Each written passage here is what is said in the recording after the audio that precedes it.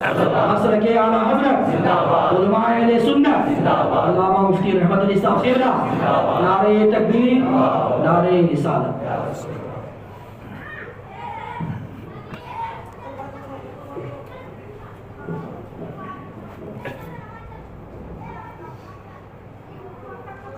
السلام علیکم ورحمۃ اللہ وبرکاتہ۔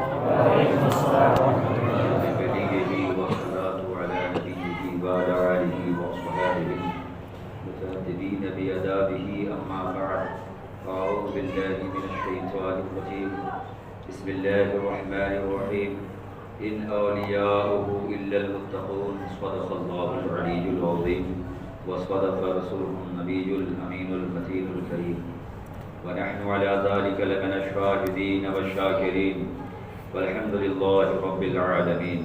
نہایت ادب و احترام کے ساتھ سرور عالم نور مجسم صلی اللہ علیہ وآلہ وسلم کی بارگاہ بے کس پناہ میں درود و سلام کا ہدیہ نشاور کریں۔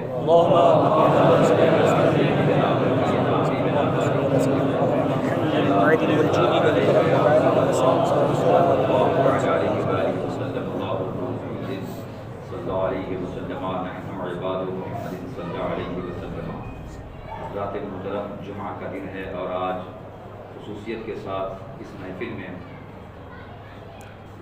خلیفہ حضور قائد ملت حضرت علامہ مولانا مفتی عبدالرؤوف صاحب کی خوشی ہوگی، اور یہ ہم سب کے لیے باعث افتخار ہے کہ شہر حاوری کے فرد عظیم حضرت علامہ کو حضور قائد ملت نے خلافت و اجازت سے نوازا۔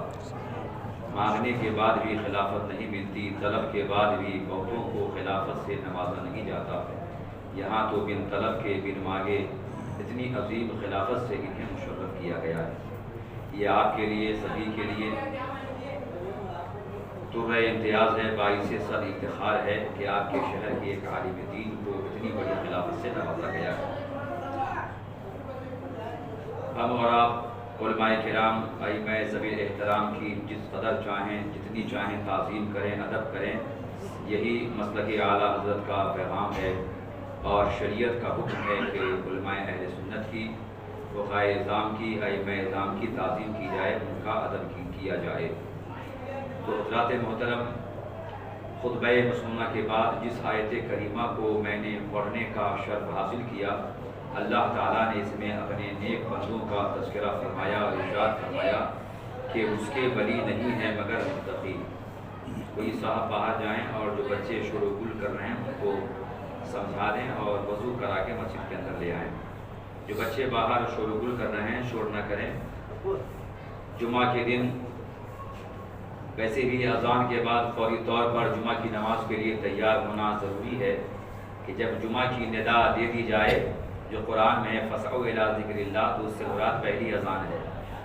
مفتی صاحب طویلہ جلوہ افروز ہیں، مولانا آفتاب صاحب ہیں، ان سے پوچھیے، معلومات کیجیے، اس سے پہلی اذان مراد ہے کہ جب جمعہ کی پہلی اذان ہو جائے تو کاروبار کو چھوڑ دو، دکان کا شٹر لگاؤ، دروازے بند کرو، صرف اور صرف جمعہ کی تیاری ہی کر سکتے ہیں۔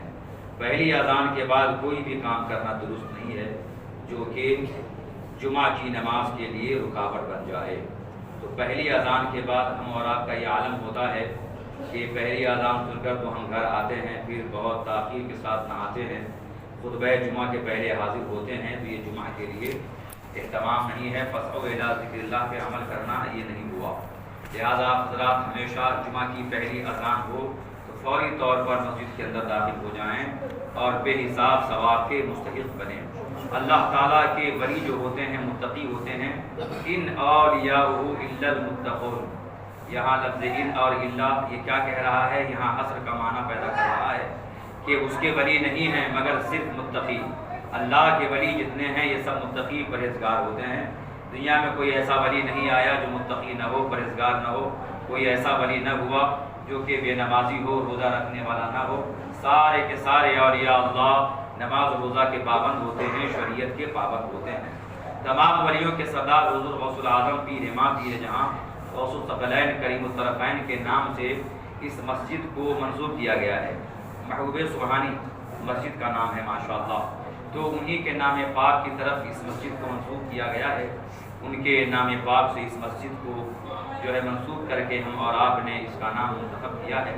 اللہ تعالیٰ اس مسجد میں بے شمار برکتیں عطا فرمائے۔ غوث العظم پیر ما پیر جہاں غوث الثقلین کریم الطرفین کے لیے بریلی کے تاجدار کہتے ہیں، واہ کیا مرتبہ ہے غوث ہے بالا تیرا، اونچے اونچوں کے سروں سے قدم اعلیٰ تیرا، سر بلا کیا کوئی جانے کہ ہے کیسا تیرا، اور یا ملتے ہیں آنکھیں وہ ہے طلبہ تیرا، اور محبوب ہیں ہاں پر سبھی یکساں تو نہیں، یوں تو محبوب ہے ہر چاہنے والا تیرا۔ غوث آدم کے لیے فرماتے ہیں سارے افتاب جہاں کرتے ہیں کعبہ کا طواف، کعبہ کرتا ہے طواف درے والا تیرا۔ اور اعلیٰ حضرت نے اپنی طبیعت سے نہیں بلکہ غوث العظم کے فرمان سے استفادہ کر کے یہ شعر ارشاد فرمایا ہے کہ غوث العظم نے فرمایا کل قطب یطوف بالبیت سبعا وانا البیت خائف بے خیالی، فرمایا غوث پاک نے کہ ہر قطب خانہ کعبہ کا 7 مرتبہ طواف کرتے ہیں، مگر اللہ نے مجھے وہ درجہ دیا ہے کہ خود کعبہ میرے در کا میرے خیمے کا طواف کیا کرتا ہے۔ سبحان اللہ، طواف کرتا ہی ہے، جہاں غوث العظم رہتے ہیں اس در کا بھی کعبہ طواف کرتا ہے، سبحان اللہ، اس بارگاہ کا طواف بھی کعبہ کرتا ہے۔ اب اس سے مرتبہ سمجھ لیجئے کہ غوث العظم کو اللہ نے کتنا بڑا رتبہ بلند دیا ہے کہ غوث العظم کا طواف تو کعبہ کرتا ہی ہے، جہاں غوث العظم رہتے ہیں اس در کا طواف بھی کعبہ کرتا ہے۔ ویسے غوث العظم کی بات بڑی عجیب و غریب ہے، بہتوں کو ہم اور آپ کیا سمجھیں گے، عام عالم کیا سمجھیں گے، بڑے بڑے اولیاء اللہ بھی آپ کے رتبہ کو سمجھ نہ پائے، اس طرح کے بے شمار واقعات ہیں۔ اگر آپ چاہیں تو تذکرہ غوث العظم کے اندر مطالعہ کر سکتے ہیں، جس ناچیز نے مرتب کیا ہے کہ غوث العظم کے مراتب اولیاء کو بڑے بڑے اکابر علماء اور اولیاء بھی نہ سمجھ سکے، اور بعد میں ان کو سمجھ آیا۔ غوث العظم فرماتے ہیں ہر ولی جب سیر کرتا ہے ترقی کرتا ہے، ولایت کے 100 درجات ہوتے ہیں، 100 منزلیں ہوتی ہیں، 17ویں منزل پر کرامتوں کا ظہور ہوتا ہے۔ 17ویں منزل سے ہی اللہ کا بندہ جو چاہے کر سکتا ہے، چاہے تو مار دیں چاہے تو جلا دیں، شفا دیں اللہ کے حکم سے۔ اس کے بعد ہی 83 منزل ہوتی ہے، لیکن اللہ والے فرماتے ہیں، ہم نے عظمت اولیاء میں لکھا کہ سب سے بڑی رکاوٹ ولیوں کے لیے کرامت ہی ہوتی ہے۔ آگے جانے میں منزل پار کرنے میں سب سے بڑی رکاوٹ اللہ والوں کے لیے کرامت ہوتی ہے۔ اگر 17ویں درجے پر پہنچ کر کرامتوں کے چکر میں لگ جاتے ہیں تو آگے کی منزلیں مشکل ہو جاتی ہیں، لیکن رب کا وہ ولی جو کرامت کے چکر میں نہ پڑے اور آگے بڑھتا رہے تو ولایت کی آخری منزل بھی اللہ تعالیٰ اپنے عطا فرما دیتا ہے۔ ولایت کی آخری منزل یہ ہے کہ بندہ اللہ تبارک و تعالیٰ کا محبوب خاص ہو جائے، اللہ کی قربیت مل جائے، اللہ کی بارگاہ کا مقرب ہو جائے۔ سارے درجات ولایت کو پار کر کے بندہ رب کی بارگاہ میں قرب کا درجہ پالے، وہ ولایت کی آخری منزل ہوا کرتی ہے۔ تو غوث العظم پیر ما فرماتے ہیں ہر ولی جب ترقی کرتے ہیں اور تقدیر کے دروازے پر جاتے ہیں تو اپنی گردن کو خم کر دیتے ہیں، جھکا دیتے ہیں۔ اب اس کے آگے یہ نہیں کہ ایسا کیوں ہوا ویسا کیوں ہوا، مگر غوث العظم فرماتے ہیں عبد القادر جب تقدیر کے دروازے پر جاتا ہے تو تقدیر کے دروازے پر رک نہیں جاتا، بلکہ تقدیر کے دروازے پہ پہنچتا ہے تو ایک کھڑکی اپنے آپ کھل جاتی ہے اور عبد القادر تقدیر کے اندر داخل ہوتا ہے اور تقدیر کے اندر جا کر حق کے ساتھ تقدیروں سے لڑائی کرتا ہے۔ اللہ اکبر، غور کیجئے کہ تقدیروں کے ساتھ حق کے ساتھ لڑائی اور جنگ کرنا اس کا کیا معنی رکھتا ہے۔ یہ جملہ کتنا عظیم ہے کہ اس محفل میں اور عام لوگوں کی محفل میں اسے نہ ہم سمجھا سکتے نہ آپ اسے سمجھ سکتے ہیں۔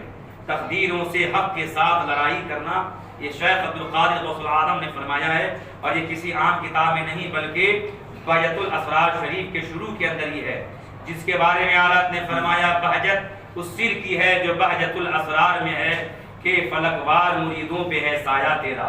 جس کتاب کی تعریف حضرت نے شعر میں فرمایا ہے، بہجت اس سر کی ہے جو بہجت الاسرار میں ہے کہ فلکوار مریدوں پہ ہے سایہ تیرا، اس کتاب کے اندر یہ روایت ہے۔ غوث العظم کو اللہ نے اتنا بڑا رتبہ دیا کہ ویسا ولی نہ ہوا ہے نہ قیامت تک کوئی ہونے والا ہے۔ تمام ولیوں کا اس پہ اتفاق ہے، ولیوں کا اس پہ اجماع ہے۔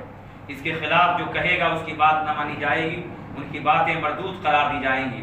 تمام اولیاء اللہ کا اس پہ اتفاق ہے کہ غوث العظم کی طرح کوئی ولی نہ ہوا ہے نہ قیامت تک کوئی ہونے والا ہے۔ شیخ ابو بکر حریری اور امام سیفعلی رحمۃ اللہ تعالی علیہ، ان دونوں نے غوث العظم کو دیکھا اور دیکھ کر دونوں نے قسم کھایا۔ قسم کھانے کے بعد ارشاد فرمایا واللہ ما اظہر اللہ ولا یظہر الی الوجود مثل الشیخ عبد القادر جیلانی۔ اسے فتح رضویہ جلد نمبر 12 میں امام احمد رضا محدث بریلوی نے بہجت الاسرار کے حوالے سے درج فرمایا ہے کہ ان دونوں بزرگان دین نے دیکھا غوث العظم کو، قسم کھایا اللہ کی قسم نہ اللہ نے کوئی ایسا ولی ظاہر کیا، نہ ایسا ولی جیسے کہ شیخ عبد القادر جیلانی ہیں، اللہ نے نہ ایسا ولی بنایا نہ ایسا کوئی ولی بنائے گا جیسے غوث العظم شیخ عبد القادر جیلانی ہیں۔ اس روایت کو اعلیٰ حضرت نے اپنے شعر میں یوں ڈھال کر عرضی لگائی، غوث العظم کی بارگاہ میں عرض کرتے ہیں، باقسم کہتے ہیں شاہان صحیفین و حریم کہ ہوا ہے نہ ولی ہو کوئی ہمتا تیرا، کہ نہ کوئی ایسا ولی ہوا ہے نہ قیامت تک کوئی ایسا ولی ہونے والا ہے۔ ایسا ولی کہ جسے چاہے ولایت کا تاج پہنا دے۔ یہ مسجد بہت ہی مبارک مسجد ہے۔ اس شہر کے لیے اس مسجد کا نام محبوب سبحانی رکھا گیا ہے۔ یہاں غوث العظم کا فیض تو ہر سنی کے گھر میں غوث العظم کا فیضان جاری ہے، مگر جس مسجد کا نام محبوب سبحانی کے نام پہ رکھ دیا گیا ہو اس مسجد کی شان کا کیا کہنا۔ یہاں تو اور زیادہ غوث العظم کا کرم ہوتا ہوگا۔ تو میرے دوستو، غوث العظم پیر امام شیخ عبد القادر جیلانی رضی اللہ تبارک و تعالیٰ عنہ کو اللہ نے جمال اور جلال سے مشرف فرمایا۔ جہاں بہت بڑے پیار کے وہ سمندر ہیں ایمان والوں کے لیے، ویسے ہی وہ برہنہ شمشیر ہیں دشمنوں کے لیے۔ غوث العظم کا نام جب شروع میں کوئی بے وضو لیا کرتا تھا تو وہ جل کے ختم ہو جاتا تھا۔ یہ بھی ہم نے تذکرہ غوث العظم میں لکھا ہے کہ وہ جل جاتا تھا، مر جاتا تھا۔ بہت سارے اولیاء اللہ آپ کی بارگاہ میں عرضی لگائے حضور کرم فرمائیں، اگر کرم فرمائیں پھر بھی یہ عالم کہ جب بھی کوئی بلا وضو نام لیتا تو وہ جل جاتا تھا۔ ایک بار خواب میں سرور کائنات مفخر موجودات رحمت عالم جان کائنات کو دیکھا، سرور کائنات کو سلام کیا، قدم ناز کو بوسہ دیا۔ اللہ کے پیارے حبیب نے فرمایا اے میرے بیٹے عبد القادر، اتنا جلال تو حرز یمانی پڑھتا ہے، اب تجھے ضرورت نہیں ہے پڑھنے کی۔ اے عبد القادر، تم یہ سارے اوراد و وظائف بند کرو کیونکہ اللہ نے تجھے خود ہی تلوار بنا دیا ہے، اب تجھے یہ سب ورد کرنے کی ضرورت نہیں ہے۔ جب غوث العظم کو سرور عالم نے سمجھایا اے میرے بیٹے یہ جلال بالکل صحیح نہیں، اے میرے بیٹے تو غمزدہ نہ ہو، کوئی تیرا نام بغیر وضو کے لیتا ہے تو فکر مت کر، ایک زمانہ ایسا آئے گا کہ اس زمانے میں لوگ اللہ کا اور میرا نام بھی بغیر وضو کے لیا کریں گے، تو اے میرے بیٹے یہ ختم کرو۔ تو غوث العظم نے رسول اللہ سرور کائنات کے حکم سے یہ جلال تو ختم کیا، مگر ایک کیفیت آج بھی باقی ہے کہ جو بندہ غوث العظم کا بغیر وضو کے نام لیتا ہے وہ جلتا تو نہیں ہے، مرتا تو نہیں ہے، مگر اس کے گھر میں بے برکتی آ جاتی ہے، اس کے گھر سے برکت اٹھا لی جاتی ہے کہ غوث العظم کا نام شیخ عبد القادر جیلانی ہے، یہ نام ہے غوث العظم کا، باقی القاب ہے غوث العظم۔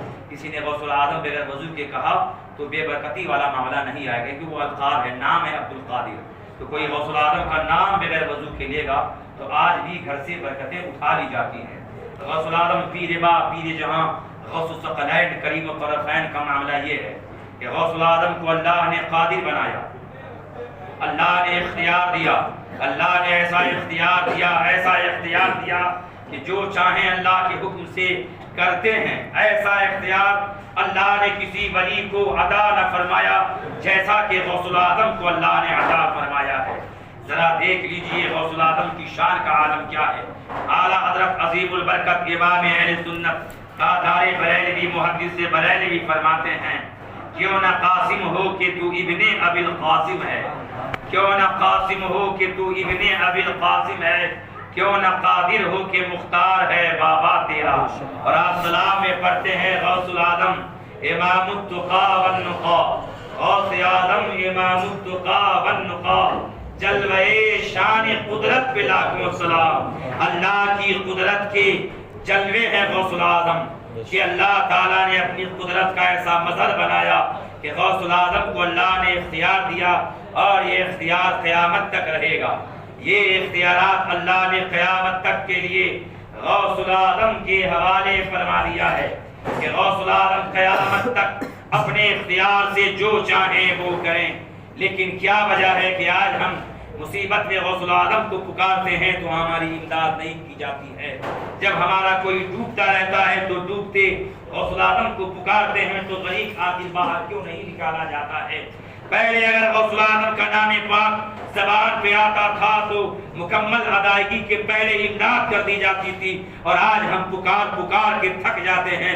آخر وجہ کیا ہے کہ ہماری پکار پہ جواب نہیں دیا جاتا ہے؟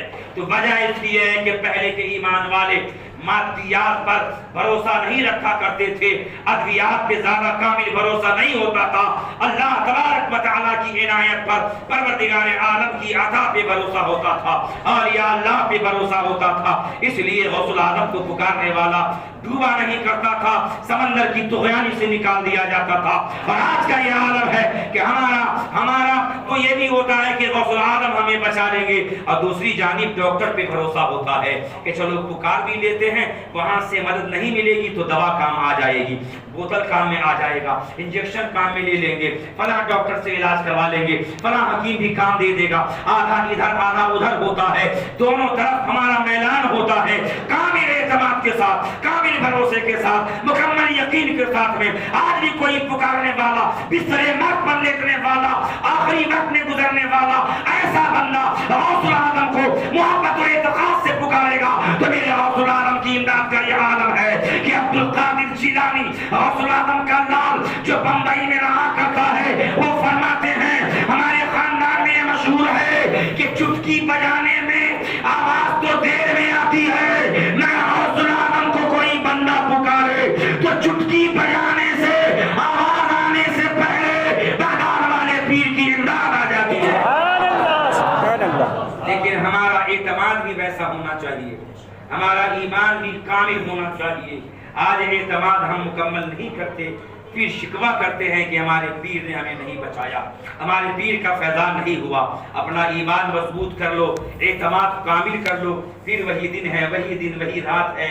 اللہ تعالیٰ ہم سب پہ اپنی رحمت کا نزول فرمائے گا. غوث العالم پیر جہاں غوث الثقلین کی کرامتیں یہ ایسی کرامتیں ہیں کہ عجیب و غریب معلوم ہوتا ہے. مگر غوث العالم کا جب بھی تذکرہ کیا جائے آپ اسے یاد رکھ لیجئے، دل میں اسے جگہ دیجئے کہ چاہے کتنی عجیب و غریب کرامت ہو، ہاں خلاف شریعت نہ ہو، شریعت کے خلاف نہ ہو، چاہے کتنی بھی عجیب بات ہو جو غوث العالم کی طرف منسوب کر کے کہی جائے تو اسے مان لیجئے، اسے تسلیم کر لیجئے، انکار نہ کیجئے. کیونکہ غوث العالم پیر ماں نے ارشاد فرمایا، آقا غوث العالم فرماتے ہیں میری باتیں ماورائے عقل ہے کہ جو عقل میں بھی نہیں آتی وہ ہیں. جب میں کچھ کہا کروں تو کہو کہ میرے آقا نے سچ فرمایا ہے. یہ کہا کرو اے غلام جب میں کہوں تو میری بات سن کر کہو کہ میرے آقا عبد القادر نے سچ فرمایا ہے.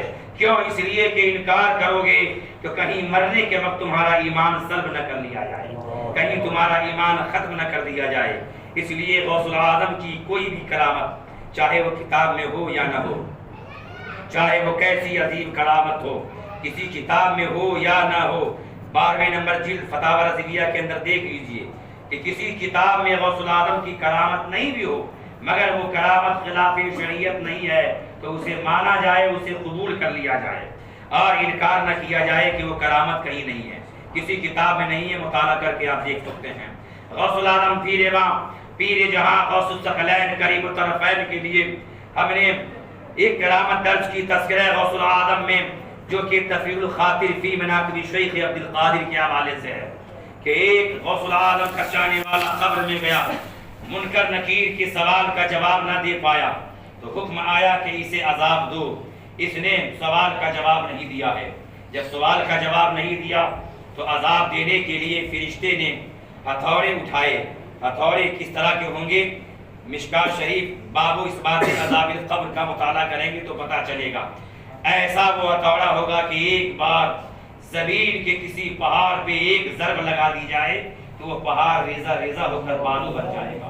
اللہ اکبر. اس سے گنہگاروں کو قبر میں مارا جائے گا. بتاؤ آپ نے قبر کے لیے کیا کیا تیاریاں کر رکھی ہیں؟ جو بھی تیاریاں ہمیں نظر آتی ہیں صرف دنیا کے لیے، جتنے بھی ہم بھاگتے ہیں دنیا کے لیے، بہت ہی کم لوگ ہیں جو دین کو پہلے رکھتے ہیں.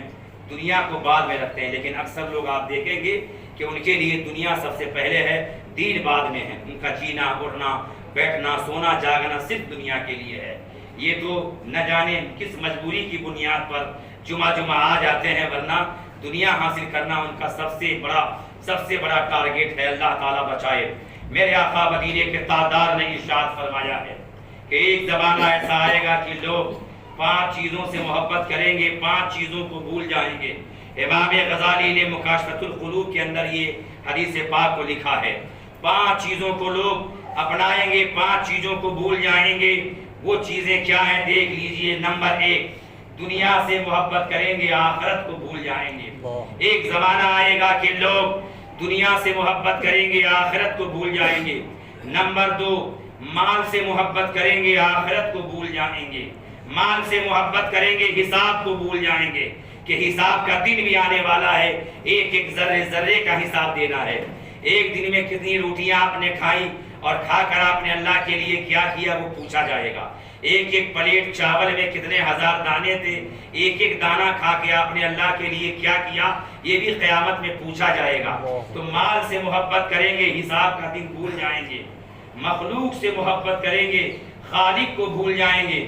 نمبر 4، گناہ سے محبت کریں گے اور توبہ کرنا بھول جائیں گے۔ کر لیں گے توبہ کر لیں گے یہاں تک کہ موت آ جائے گی، رکھ لیں گے داڑھی رکھ لیں گے، سنت کو سجا لیں گے، اس سے پہلے موت آ جائے گی۔ بوڑھے ہو جائیں گے تب ہم داڑھی رکھیں گے اور جوانی میں ہی مر کر چلے جائیں گے قبرستان میں۔ گناہ کریں گے توبہ کرنا بھول جائیں گے۔ نمبر 4 یہ۔ نمبر 5، مکانوں سے محبت کریں گے، قبر کو بھول جائیں گے۔ مکان میں ہر سال کلر کرائیں گے، یہ ڈیزائن، ایسے مکان کی بغیر محل کے دل گوارا نہیں کرے گا۔ لیکن یہ مکان، یہ منزل، یہ بنگلے عارضی ہیں، 50 سال 100 سال کے لیے، زیادہ سے زیادہ 120 سال رہ لیں گے۔ لیکن ہم نے اب تک کسی کو نہیں دیکھا جو 150 سال کا ہو، 100 کے اندر ہی لوگ جا رہے ہیں۔ تو جس مکان میں 100 سال رہنا ہے اس کی ڈیزائن کے لیے 10 انجینئر کا انتخاب کرتے ہیں۔ یہ پتھر، وہ سنگ مرمر، اور یہ مارگونائٹ، اور یہ فلاں وہ فلاں۔ جس مکان میں ہمیشہ نہیں رہنا ہے اسے سجانے میں دل لگاتے ہیں، اور جہاں قیامت تک رہنا ہے، جس قبر میں رہنا ہے اس کے لیے فکر نہیں ہے، یاد نہیں آتی ہے۔ تو آقا فرماتے ہیں کہ مکان سے محبت کریں گے اور قبر کو بھول جائیں گے۔ آقا نے 1400 سال پہلے فرمایا تھا۔ ایسا زمانہ آنے والا ہے۔ اب مسجد محبوب سبحانی میں بیٹھنے والوں بتاؤ، وہ زمانہ اب آنے والا ہے یا آ چکا ہے؟ بولیے، آپ لوگ بولتے کیوں نہیں ہے؟ وہ زمانہ آنے والا ہے کہ آ چکا ہے؟ زمانہ آ چکا ہے۔ لوگ دنیا سے محبت کر رہے ہیں، آخرت کو بھول بیٹھے ہیں۔ مال سے محبت کر رہے ہیں، حساب کا دن بھول گئے ہیں۔ مخلوق سے محبت ہے مگر خالق کی محبت نہیں ہے۔ گناہ سے محبت ہے، توبہ سے محبت نہیں ہے۔ مکانوں سے محبت ہے، قبر کی یاد نہیں آتی ہے۔ جو زمانہ آقا نے فرمایا تھا آنے والا ہے، وہ زمانہ قسم خدا کی آ چکا ہے۔ پتہ چلا ہے سنیوں، تم آج موقع ہے، توبہ کرو۔ رب کی بارگاہ میں سچی توبہ کرو گے تو آج بھی تمہارے لیے موقع ہے کہ اللہ کے ہو جاؤ، اللہ کے دیوانے ہو جاؤ، رسول کائنات کے مستانے ہو جاؤ۔ اسی میں تمہاری ہماری کامیابی ہے۔ فرشتے نے سوال کیا، جواب نہ ملا، تو چاہا کہ اٹھائیں گن اور مارے اس بندہ مومن کے سر پہ، کہ اچانک غوث العظم پیر ما پیر جہاں غوث الثقلین کریم الطرفین اس مردے اور فرشتے کے درمیان میں آ گئے۔ کہیے سبحان اللہ۔ قبر میں آ گئے غوث العظم اس چاہنے والے اور فرشتے کے درمیان میں۔ فرمایا کہ اسے چھوڑ دو، یہ میرا ماننے والا، میرا چاہنے والا ہے۔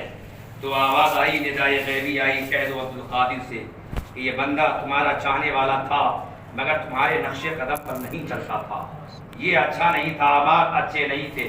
جب غوث العظم سے کہا گیا تو غوث العظم پیر ما پیر جہاں غوث الثقلین نے فرمایا مت سزا دو۔ آواز آئی کہ سزا دو، یہ میرے احکام پہ عمل کرنے والا نہیں تھا۔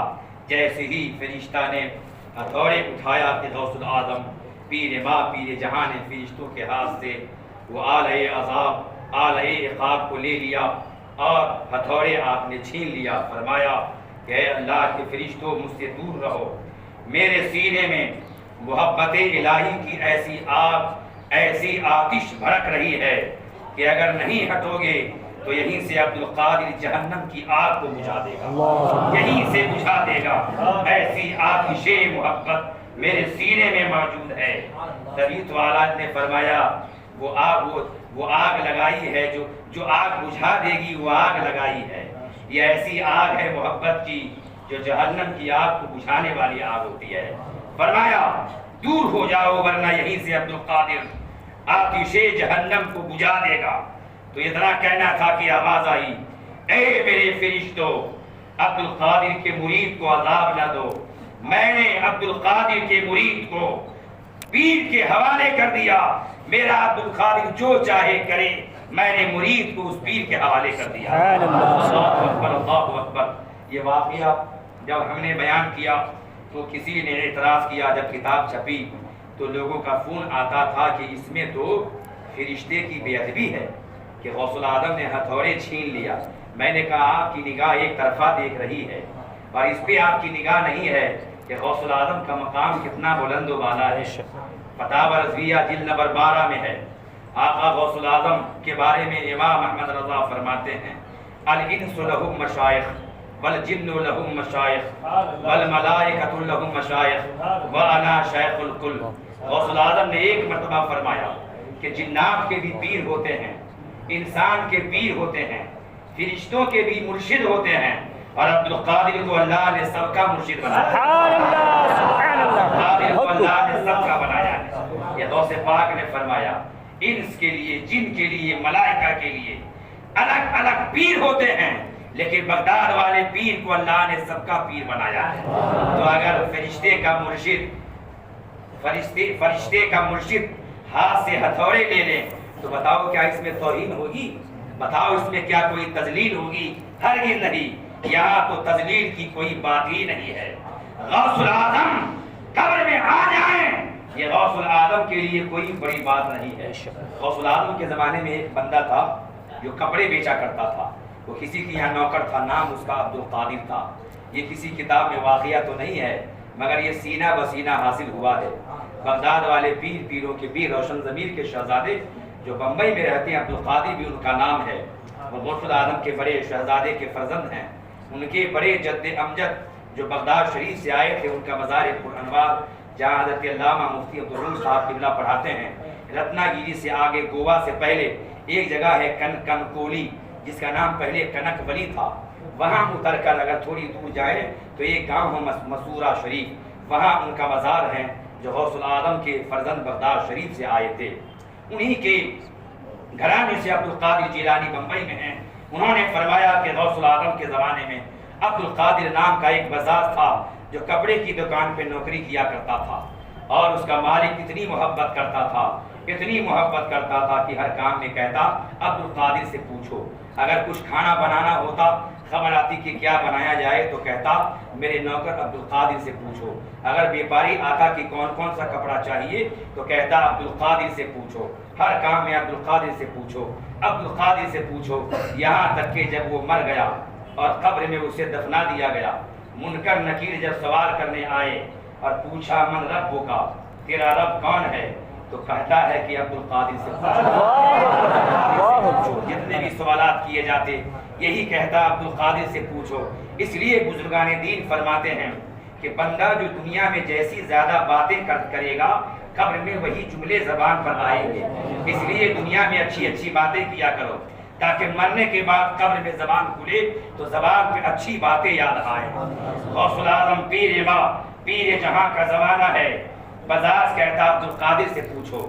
ہر سوال کے جواب میں عبد القادر سے پوچھو کہ اچانک غوث العظم کا اسی قبرستان کے قریب سے گزر ہو رہا تھا، وہاں منکر نکیر سوال کر رہے ہیں، آواز آئی کہ کوئی مردہ کہہ رہا ہے عبد القادر سے پوچھو کہ غوث العظم سے نہ رہا گیا، فوری اس کے قبر کے اندر گئے اور فرشتوں کو ان کے سوالوں کا جواب دیا۔ جب جواب دے دیا تو کپڑے کے بیپاری بجاز نے کہا کہ آپ تو میرے عبد القادر ہو نہیں؟ تو غوث العظم نے مسکرایا کہ ہاں میں تمہارا عبد القادر نہیں ہوں، اور تمہارے عبد القادر میں اتنی طاقت بھی نہیں کہ قبر میں آ جائے، تمہارے عبد القادر میں اتنی طاقت بھی نہیں ہے کہ قبر میں آ جائے۔ تو بجاز نے کہا سرکار آپ آ کیسے گئے؟ تو فرمایا چونکہ تیرے غلام کا تیرے نوکر کا نام میرے نام پر عبد القادر ہے، جب تو نے اپنے غلام کو پکارا تو مجھ سے رہا نہ گیا کہ تیرا غلام تو قبر میں آ نہیں سکتا ہے، تو مجھے گوارا نہ ہوا کہ میرے ہم نام کو پکارا جائے اور میں امداد کے لیے قبر میں نہ آؤں، اس لیے تجھے بچانے کے لیے تیری قبر میں آ گیا۔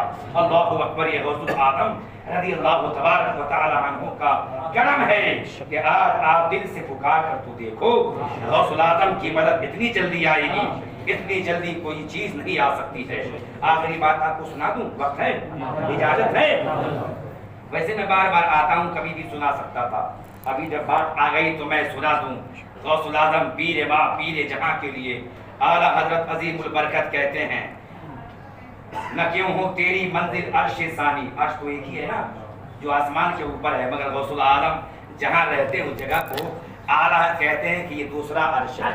نہ کیوں ہو تیری منزل عرش ثانی، کہ عرش حق تیری منزل ہے یا غوث، عرش حق تیری منزل ہے یا غوث، جسے کہتے ہیں، جسے عرش دوم کہتے ہیں افلاک، جسے عرش دوم کہتے ہیں افلاک، وہ تیری کرسی منزل ہے یا غوث۔ یہ کتنی عظیم بات ہے، اور یہ حالات کا کوئی شعر بغیر دلیل کے نہیں ہوتا ہے، یا تو قرآن مجید میں حوالہ، حدیث پاک میں، اصحاب کے اقوال میں، یا تابعین کے اقوال میں، یا کسی ولی کا قول ہوگا۔ غوث الاعظم نے کہا کہ غوث الاعظم کی منزل یا عرش ثانی ہے، کس نے کہا؟ اعلیٰ حضرت نے کہا۔ اب سنیے غوث الاعظم کیا فرماتے ہیں، میں نے اپنی کتاب عظمت اولیاء کے اندر نقل کیا۔ غوث الاعظم فرماتے ہیں دریہی بیت اللہ من جاء زارہ یحرمل لہو بیہضا بعز و رفعت، میری قبر کو اللہ نے بیت اللہ بنایا ہے۔ ارے کہہ دو سبحان اللہ، یہ بات اتنی عظیم ہے۔ فرمایا کہ میری قبر کو اللہ نے بیت اللہ بنایا ہے، تو جو شخص میری قبر کی زیارت کرنے آئے گا اور ارادہ کرے گا اسے اللہ تعالیٰ عزت و رفعت عطا کرے گا۔ اللہ جا کر آئے ہیں وہ خود محسوس کریں کہ جتنی عزت پہلے تھی اس سے کئی گنا بغداد شریف سے لوٹنے کے بعد ہو جاتی ہے، کیونکہ غوث الاعظم نے فرمایا ہے کہ جو میری قبر کی زیارت کرے گا اللہ اسے عزت دے گا، رفعت دے گا، اور فرمایا تو بہانی سبعن ولس بے زبابی و تجرد زورتی کل آب، فرمایا میری دکان شراب محبت کا 7 مرتبہ طواف کر اور میرے ذمہ کرم میں آ، اور ہر سال اپنے گھر بار کو چھوڑ کر میری زیارت کرنے آ۔ اللہ اکبر۔ غوث الاعظم اپنے غلاموں کو ہر سال بغداد بلا رہے ہیں۔ اللہ وسعت دے کہ آپ سب کو غوث الاعظم بغداد شریف بلا لیں، ہر شخص نصیب ہو جائے، وسعت والا ہو جائے۔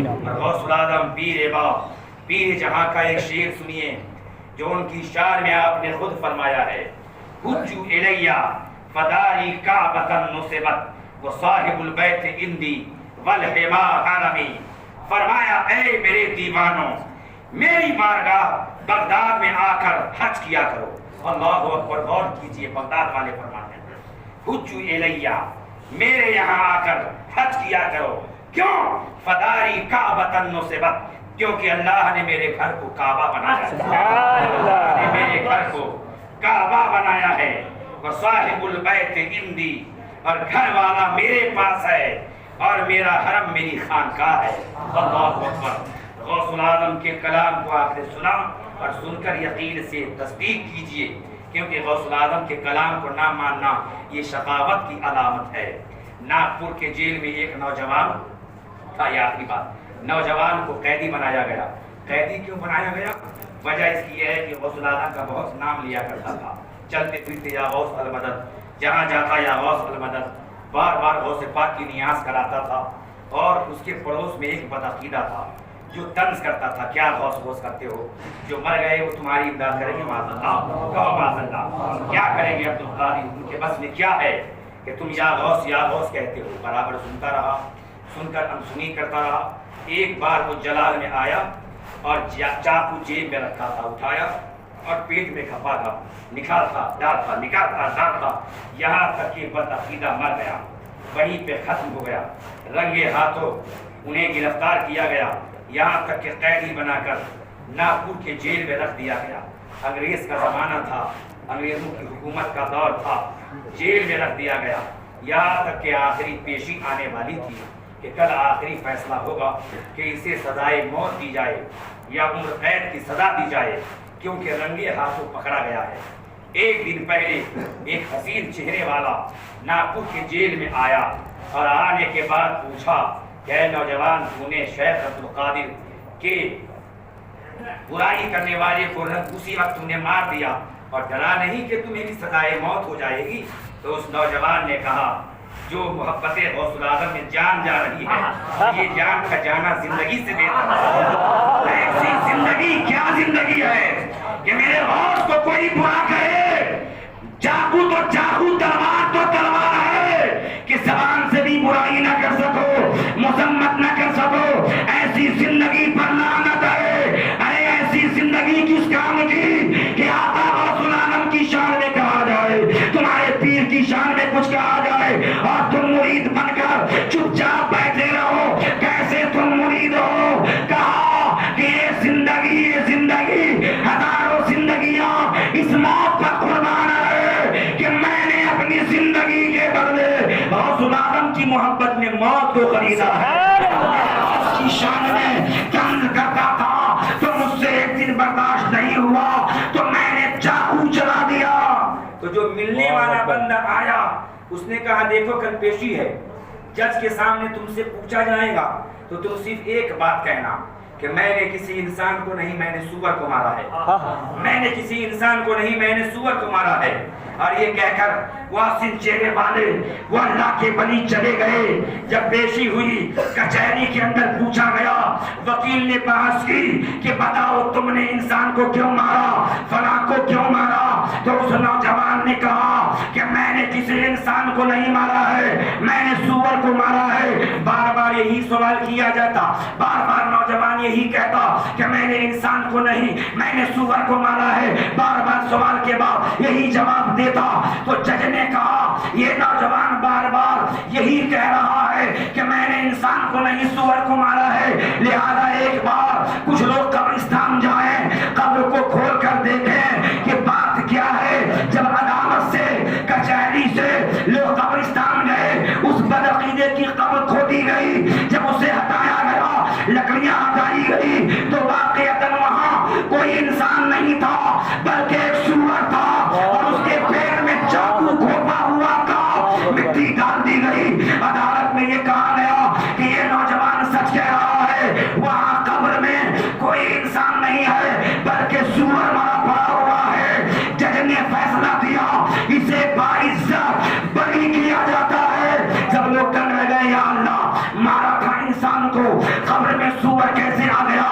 اور وہ آنے والا حسین چہرے والا کون تھا جو اس نوجوان کو جیل میں سکھا گیا تھا؟ تو ہر آنے والی کی انٹری ہوتی ہے، کون قیدی سے ملنے آ رہا ہے، یہ ملنے والا کب ملا ہے، کتنے بجے ملا ہے؟ کہا چلو ذرا ڈائری دیکھ لیتے ہیں، جیل خانے میں جا کر دیکھ لیتے ہیں وہ حسین چہرے والا کون تھا۔ جب ڈائری پلٹی جاتی ہے کہ کل ملنے والا کون آیا تھا تو وہاں نام لکھا تھا شیخ عبد القادر جی، اور وہاں غوث پاک کا دستخط بھی پایا گیا۔ تو اے حویلی کے رہنے والوں، غوث پاک سے سچی محبت کرو تو غوث پاک تمہیں ہر وقت کام میں آنے والے ہیں، اپنے کام میں آنے والے ہیں، پریشانی سے بچانے والے ہیں، کیونکہ اللہ نے غوث پاک کو اعلیٰ مقام عطا فرمایا۔ سبحان اللہ، سبحان اللہ۔